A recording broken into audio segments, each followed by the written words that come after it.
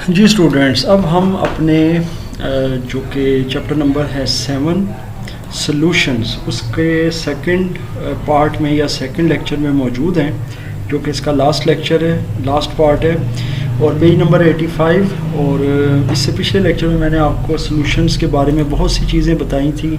Salute और solvent को भी हमने डिस्कस किया और एक क्विज़ भी इसमें सॉल्व किया। अभी हम देखते हैं कि जनाब 85 के ऊपर हमारे पास एम और क्लीनिंग कॉइन्स के बारे में कुछ पड़ा हुआ है।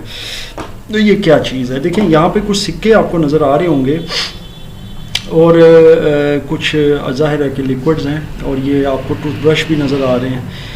एम यानी मकसद क्या है? मकसद ये है कि जनाब हमने ये जो तजर्बा करना है, एक्सपेरिमेंट करना है, इससे हमने इन्वेस्टिगेट करना है, पता चलाना है कि जनाब ये जो मुख्तलिफ सॉल्यूशंस होते हैं, ये जो इन कंटेनर्स में हैं, इनकी क्या अफादियत है, कितने ज़बरदस्त सॉल्यूशन है और इनका क्या फ़र्क महसूस होगा इन सिक्कों के ऊपर, या एवरीडे लाइफ के अंदर क्या होगा। यानी ये हमारा मकसद होगा कि इन सॉल्यूशंस की हमने ताकत का अंदाज़ा लगाना है।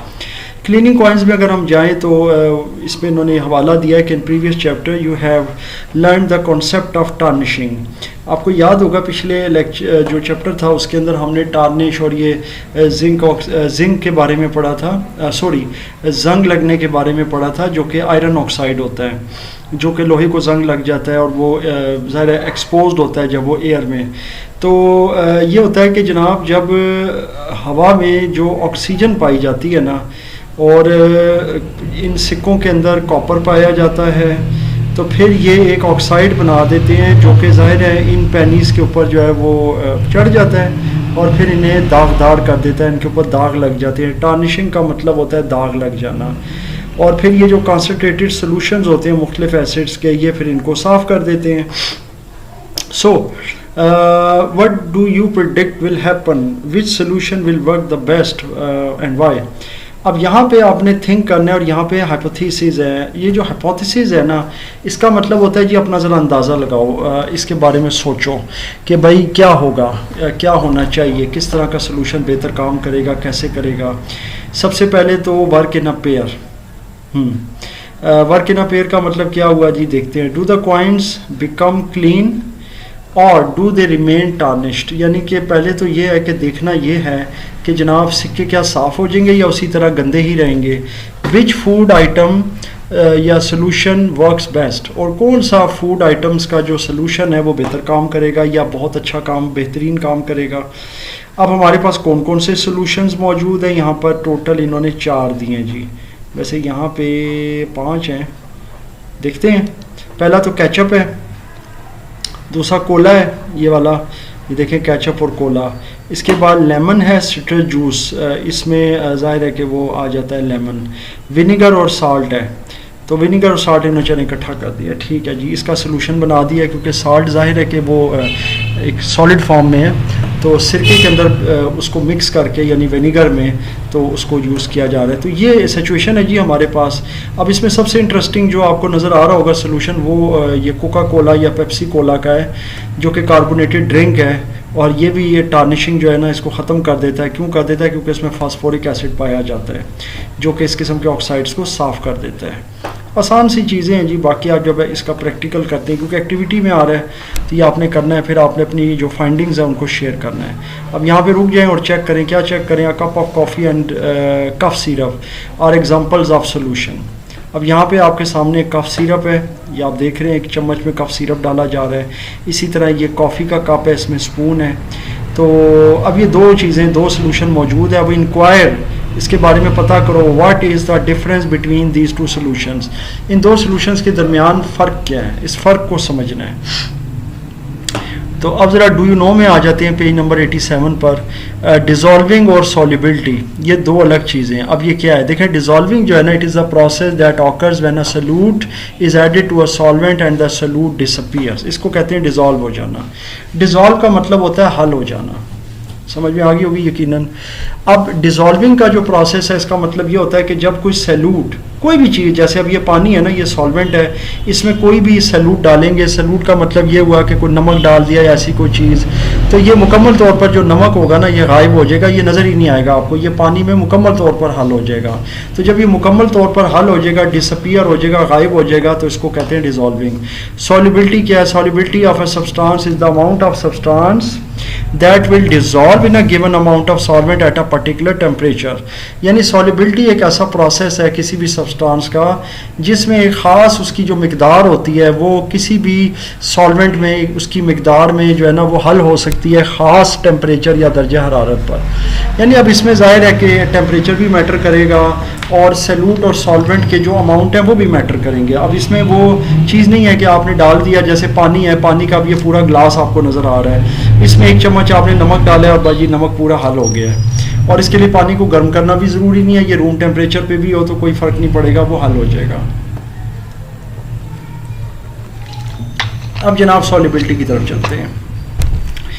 सॉल्युबिलिटी पेज नंबर 87 पर मौजूद है, इसके बारे में थोड़ा पढ़ लेते हैं। 7.5 इसका टॉपिक है जी।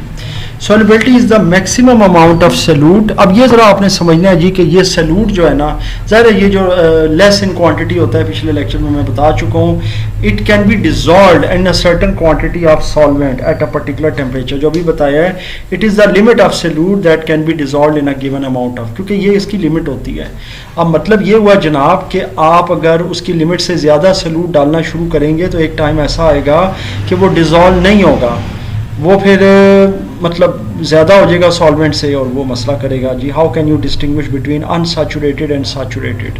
अब ये बहुत इंटरेस्टिंग चीज़ आ गई है, इसको आपने समझना है। दोनों एग्जांपल में ना मैं पहले आपको ज़रा ये डायग्राम समझा देता हूँ।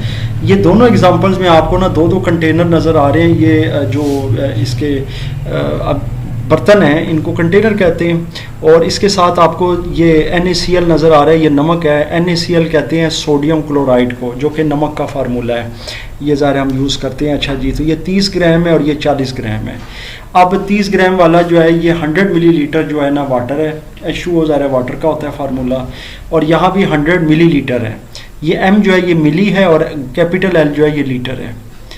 तो मिकदार दोनों तरफ जो है ना सॉल्वेंट की वो सेम है, लेकिन सैल्यूट की मिकदार यहाँ 30 है और यहाँ 40 है, मतलब यहाँ कम है यहाँ ज़्यादा है इसके कंपैरिजन में। अच्छा, अनसैचुरेटेड और सैचुरेटेड में फ़र्क समझ आ गया यकीनन आपको। देखें, अनसैचुरेटेड में आपको सेम नज़र आ रहा है, इसमें दोनों में महलूल या जो भी सोलूशन है, एक्वस सोलूशन है पानी का, कोई मसला नहीं है, कहीं आपको नमक नहीं नज़र आ रहा। लेकिन जो सैचुरेटेड है उसमें आपको नमक के दाने या ज़र्रे नज़र आ रहे हैं, क्योंकि ये 4 ग्राम के करीब जो NaCl है वो क्या हो जाएगा जी, वो अनडिज़ॉल्व रह जाएगा, और मैक्सिमम 36 ग्राम जो है ना वो डिज़ोल्व हो जाएगा 100 मिलीलीटर ऑफ वाटर में। तो ये बहुत इंपॉर्टेंट होता है, और इसके बाकायदा फार्मूले हैं। जैसे जैसे आप लोग आगे क्लासेस में जाएंगे, आप लोग केमिस्ट्री को पढ़ेंगे, तो आप लोगों को ये चीज़ें समझ आती जाएंगी।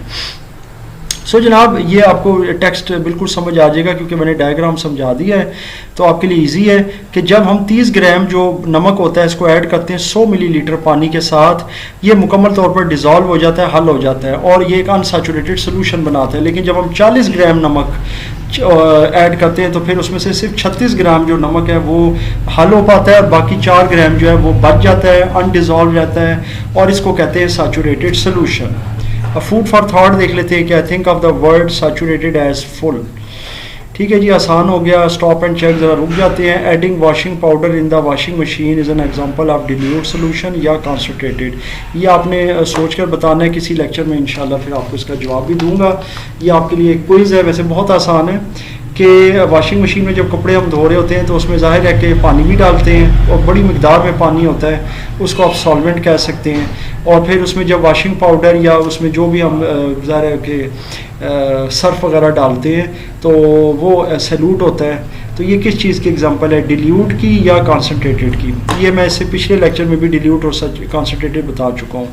अब ज़रा आ जाते हैं डू यू नो में, मेडिकल सोल्यूशंस की तरफ। देखिए, medical solutions are important for treating dehydration. Dehydration कहते हैं स्टूडेंट्स पानी की कमी को, और साथ ही मैं पानी पी भी रहा हूँ, लेक्चर भी बना रहा हूँ, साथ साथ मैं पानी भी पी रहा हूँ क्योंकि गर्मी का ज़ाहिर मौसम है। और अब ज़ाहिर है कि इसमें पानी पीना बहुत ज़रूरी है आप लोगों के लिए, क्योंकि जितना ज़्यादा पानी पिएंगे क्योंकि पसीना आता है और फिर उसमें ज़ाहिर है कि डिहाइड्रेशन होती है। डिहाइड्रेशन कहते हैं loss of water. And for cleaning and treating wounds, wound ये लफ्ज़ है वूंड, अक्सर लोग इसको थोड़ा गलत पढ़ जाते हैं, वाउंड पढ़ते हैं, ये लफ्ज़ है वूंड। वूंड कहते हैं ज़ख्मों को। तो मेडिकल सॉल्यूशन जो होते हैं ना ये मुख्तलिफ़ तरह के काम करते हैं। इसमें एक तो डिहाइड्रेशन का ट्रीटमेंट होता है, यानी इलाज होता है यानी पानी की कमी का, और इसके अलावा ज़ख्मों को भी साफ़ किया जाता है। ज़ाहिर जब ज़ख़म साफ़ होगा तो वो आसानी के साथ भर जाएगा, ट्रीट हो जाएगा। अगर ज़ख़म साफ़ नहीं होगा तो वो इन्फेक्शन जो है ना बिल्डअप करेगा। तो इसीलिए ज़ख़म को अच्छे तरीके से ट्रीट करने के लिए ज़रूरी होता है कि उसको प्रॉपर अच्छे तरीके से साफ़ किया जाए। One class of medical solutions is known as saline solutions. Medical solutions की जो एक क्लास होती है ना ये बड़ी मशहूर है, ये है सेलाइन सॉल्यूशंस। सेलाइन स्टूडेंट जो होती है ना वो नमक वाला सॉल्यूशन होता है। These solutions are composed of water and sodium chloride यानी नमक। Normal saline is also used in management and treatment of dehydration। बहुत आसान है, ये ड्रिप्स वगैरह भी होती हैं जो अक्सर डिहाइड्रेशन के मरीजों को लगाई जाती है। 7.6 topic factors affecting the solubility of a solute in a solvent.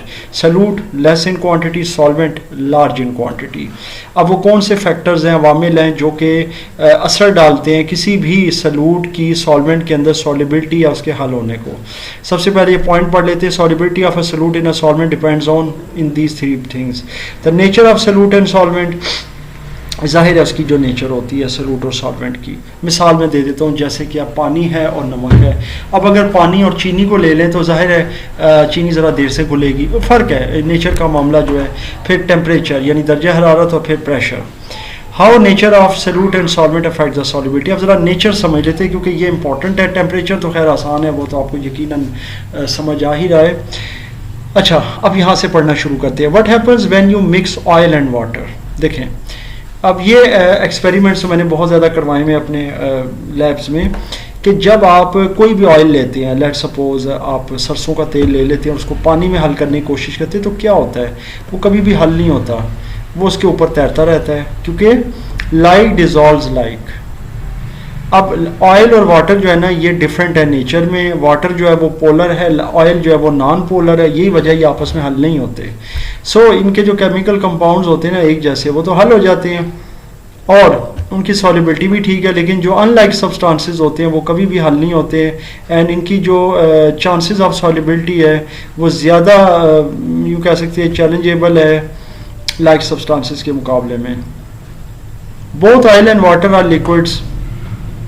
तो हमें पता है कि जो तेल है, चाहे वो कुकिंग ऑयल है जी, चाहे वो सरसों का ऑयल है, कोई आप सर में लगा रहे हैं, कोई नारियल का ऑयल है, कोई भी है, ये तो लिक्विड ही है ना सारे। पानी भी लिक्विड है, but there chemical composition is different from each other. लेकिन उनकी जो केमिकल कंपोजिशन है, बनावट है, वो एक दूसरे से मुख्तलिफ है। पानी के जो मालिक्यूल्स हैं they attract each other and the oil molecules stick together. ये इंपॉर्टेंट है कि पानी के जो मॉलिक्यूल्स होते हैं ना, यानी H और O, ये एक दूसरे को अट्रैक्ट करते हैं, हाईली एक दूसरे को अट्रैक्ट करते हैं। लेकिन जो ऑयल के मॉलिक्यूल हैं वो एक जगह पे जुड़े रहते हैं। अब आप कहेंगे कि जी ये अट्रैक्ट करें, ये जुड़े हुए हैं, तो बात तो एक ही हुई ना, अट्रैक्ट में भी तो जुड़ जाते हैं आपस में। मसला ये होता है कि अट्रैक्ट का मतलब होता है कि जनाब इनके बीच में एक अट्रैक्टिव फोर्स है। ऑयल के मॉलिक्यूल आपस में जुड़े हुए मगर उनमें कोई अट्रैक्टिव फोर्स नहीं होती। जोड़ना एक अलग चीज़ होती है। अब दो ईंटों को आप लें और उनको मसाले के साथ आपस में जोड़ दें तो वो तो कोई हम उसको नहीं कह सकते ना उसमें अट्रैक्टिव फोर्स है। लेकिन एक मैग्नेट होगा और एक अगर लोहे का पीस होगा और उसको अगर आपस में जोड़ेंगे तो वो जुड़ेंगे भी और उनके दरमियान हमें भी पता है कि अट्रैक्टिव फोर्स है, क्योंकि जो मैग्नेट है वो लोहे को अपनी तरफ खींच रहा है, तो वो एक अलग चीज़ है। So it causes oil and water to form two separate layers. Water molecules pack closer together so they sink to the bottom and living oil sitting on top of the water. ये मैंने अभी बता दिया है कि जो oil होता है वो हमेशा पानी के ऊपर तैरता रहता है। For example the oil spills at sea can cover beaches with a thin coating of oil. Oil does not mix with water. Have you seen the same separated layer of on milk when oil is added. Investigate करें, चलें ये आपका काम है। Stop and check. Explore the solubility of every substance is same और different. ये भी ज़रा देखें। How increase in temperature affects the solubility, ये इंपॉर्टेंट है जी। अगर सॉलिबिलिटी को चेक करना हो कि दर्जा हरारत बढ़ है तो उसकी जो ज़ाहिर है सॉलिबिलिटी है वो कैसे अफेक्ट होगी उस दर्जा हरारत के बढ़ने से, इंक्रीज़ करने से। Why do you need to use hot water to dissolve sugar? ये मैं अभी जो आपको पहले भी बता रहा हूँ कि पानी में चीनी ऐड करें तो वो बहुत मुश्किल से हल होती है, तो फिर उसके लिए पानी गर्म होगा तो ज़्यादा अच्छे तरीके से हो जाएगी। इसकी मिसाल आपने देखी होगी, जब चाय बन रही होती है तो पहले पानी हम रखते हैं, थोड़ा सा गर्म होता है, फिर उसमें चीनी ऐड करते हैं, पत्ती ऐड करते हैं, तो चीनी फ़ौरन ही हल हो जाती है 1 आध मिनट के अंदर। लेकिन नॉर्मल हालात में अगर ठंडे पानी में वो अगर आप चीनी को घोलेंगे तो बहुत देर से वो घुलती है, जैसे हम कुछ शरबत वगैरह बना रहे होते हैं। चलें जी, more sugar can dissolve in hot water. एक और चीज़ आ गई कि जब गर्म पानी होगा तो उसमें ज़्यादा शुगर जो है वो डिज़ोल्व होगी। ये इसलिए है क्योंकि जब टेम्परेचर इंक्रीज़ होता है तो सॉलिबिलिटी भी बढ़ जाती है, क्योंकि सॉलिबिलिटी जो है वो टेम्परेचर के डायरेक्टली प्रोपोर्शनल है। टेम्परेचर बढ़ेगा तो सॉलिबिलिटी भी बढ़ेगी। तो solubility of solute in a solvent typically depends on temperature. Generally as compare to gases, liquid and solids have higher solubility and water at higher temperature. आसान है, तो अगर टेम्परेचर डिक्रीज़ होगा तो सॉलिबिलिटी डिक्रीज़ होगी, टेम्परेचर इंक्रीज़ होगा तो solubility increase होगी। ये आप देख सकते हैं इधर लो टेम्परेचर, तो इसके अंदर आप चीनी के दाने देख लें, और यहाँ पर देखें हाई टेम्परेचर है तो शुगर डिज़ोल्व होगी, अब नज़र भी नहीं आ रही। तो interestingly the amount of solute which dissolves in a given solvent has an upper limit. More solute can be added to the saturated solution with an increase in temperature. This type of solution is stated as a supersaturated. ये बहुत आसान है। जो इससे पहले अभी हमने नमक का पढ़ा है, यहाँ पर मैं आपको दिखा देता हूँ। ये वाला ये सैचुरेटेड सोल्यूशन है, क्योंकि इसमें जैसे ही हमने मिकदार बढ़ाई थी नमक की तो फिर वो 4 ग्राम नमक बच रहा था। लेकिन अगर पानी को गर्म करते जाएंगे तो ज़्यादा से ज़्यादा नमक और भी अगर डालेंगे तो वो घुलता जाएगा उसमें, क्योंकि टेम्परेचर बढ़ रहा है। टेम्परेचर बढ़ रहा है तो सॉलिबिलिटी की प्रॉपर्टी भी बढ़ रही है। इसको सुपर सैचुरेटेड कहते हैं। तो ये अनसैचुरेटेड और सैचुरेटेड के साथ आपको सुपर सैचुरेटेड भी समझ आ गया है। चलते हैं जी अब अपने पेज नंबर 90 पर, इंक्रीजिंग कॉन्सेंट्रेशन।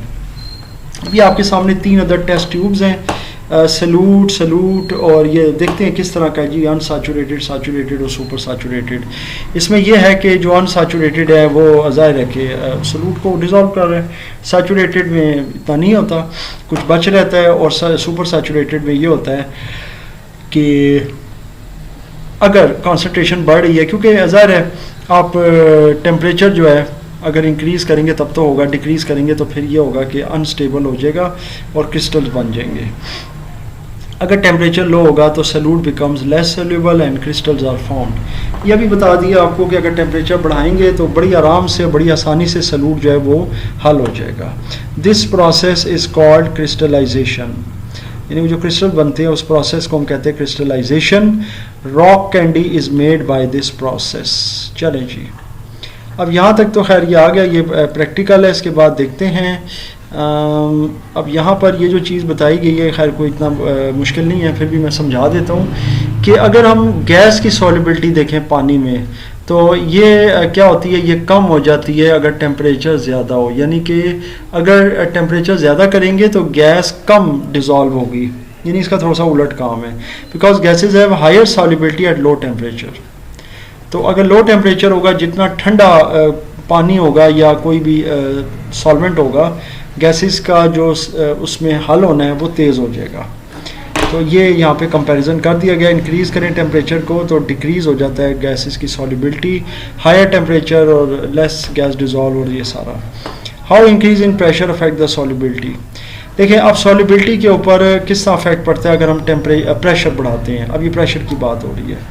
देखिए अगर तो सॉलिड्स की सॉलिबिलिटी देखी जाए और लिक्विड्स की देखी जाए तो ये बहुत ही कम अफेक्ट होती है अगर प्रेशर में चेंज किया जाए। लेकिन गैसेस में ये होता है कि इसकी जो सॉलिबिलिटी है वो बढ़ जाती है, यानी जितना प्रेशर इंक्रीज़ होगा इसकी सॉलिबिलिटी बढ़ जाएगी। गैसेस इसलिए डिज़ोल्व होती हैं लिक्विड्स में और प्रेशर के साथ, इसकी वजह ये होती है क्योंकि इनके मॉलिक्यूल जो होते हैं वो लूजली बॉन्डेड होते हैं, इन्होंने जगह ज़्यादा ऑक्यूपाई की होती है। तो ज़्यादा जैसे हम प्रेशर बढ़ाते हैं वॉल्यूम कम होता है, जब वॉल्यूम कम होता है डेफिनेटली गैसेस डिज़ोल्व हो जाती हैं। सो आसान है जी। Gases have higher solubility at higher temperature, easy है जी। For example the solubility of carbon dioxide in water under normal atmospheric pressure is low, but when the water surface is subjected to higher pressure at a lot of CO2 gas get dissolve.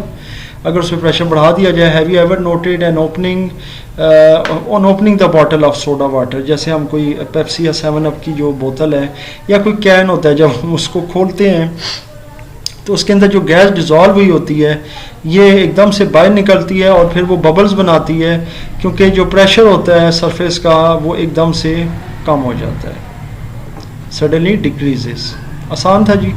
अब do you know में आ जाते हैं, page number 92। Acetone is a liquid solvent that can break down and dissolve other substances. Acetone एक ऐसा liquid है जो कि दूसरे सब्सटेंसेस को तोड़ भी सकता है, उन्हें जज़्ब भी कर सकता है या उन्हें घुला सकता है, घोल सकता है और हल कर सकता है। Companies include acetone in products such as nail polish remover, paint remover and varnish remover। ये फिर बहुत सारे प्रोडक्ट्स बनाती हैं कंपनीज, जिसमें नेल पॉलिश रिमूवर है, जिससे ये नेल्स के ऊपर से जो है ना ये पॉलिश उतारी जाती है। इसी तरह पेंट कहीं से रिमूव करना और इस तरह वार्निश को रिमूव करना। Some also use acetone to manufacture plastics. और इसी तरह liquids and textiles. Process of dissolving materials. अब अगर मटीरियल्स को डिज़ोल्व करना हो तो उसका प्रोसेस समझ लेते हैं। The process of dissolving the solute in a solvent can be accelerated by increasing the temperature of solvent. आसान है जी, ये पहले भी हम कर चुके हैं कि अगर सॉल्वेंट का टेम्परेचर हम बढ़ाएंगे तो सॉल्यूट का जो उसके अंदर हल होने का प्रोसेस है वो तेज़ हो जाएगा। By stirring the solvent after mixing the solute and by grinding the solute particles. आसान है, हम चम्मच हिलाकर या किसी फेंट कर उसको सॉल्वेंट को तब भी हम हल कर सकते हैं, या फिर उसको ग्राइंड करके भी जो सॉल्यूट होता है। Temperature at dissolving the solute can be faster by heating the mixture. Very simple, ये अब आपके सामने है, ये पहले भी मैं बता चुका हूँ। स्टिर करना हो यानी आप स्टीयरिंग कर रहे हैं किसी भी इंस्ट्रूमेंट से, चाहे वो चम्मच है चाहे उसका स्पेशल जो है ना वो स्टिरर है, तो उससे भी अगर आप हिलाएंगे मिक्सचर को तो फिर ये होगा कि वो जो सॉल्यूट होगा ना वो सॉल्वेंट में बआसानी डिज़ोल्व हो जाएगा। Because stirring increases the rate of dissolving as it distributes the solute particles throughout the solvent. Grinding का मतलब होता है पीसना, जैसे कि कोई बहुत मोटे मोटे दाने होते हैं, जैसे काली मिर्च है या इस तरह की कोई चीज़ है, तो उसको फिर कूट कर पीस कर बाकायदा पाउडर की शक्ल में आप करके और फिर उसको जो है ना बआसानी हल कर सकते हैं। तो ये डेफिनेटली बहुत आसान सी चीज़ है, ये हमारे किचन्स में भी रेगुलर बेसिस पर होता रहता है और घर में आप देखते रहते हैं जी। सो जनाब, ये था हमारा लेक्चर और हमारा जो है टॉपिक, ये आपका चैप्टर नंबर 7 था सॉल्यूशंस, और अख्ताम को पहुंचा अल्हम्दुलिल्लाह। इसमें किसी किस्म का कोई भी क्वेश्चन या कन्फ्यूजन हो तो मुझसे ज़रूर शेयर कीजिएगा। इंशाल्लाह आने वाले लेक्चर्स में 1 या 2 सेशंस में क्वेश्चन आंसर्स के भी इंक्लूड करूँगा, और इसके अलावा अगर आपके इस हवाले से कन्फ्यूजन या क्वेश्चन हैं तो उनको भी इंक्लूड किया जाएगा। और इस हवाले से मैं अगेन कह रहा हूँ कि कोई भी क्वेश्चन या कन्फ्यूजन हो तो मुझसे ज़रूर शेयर कीजिएगा।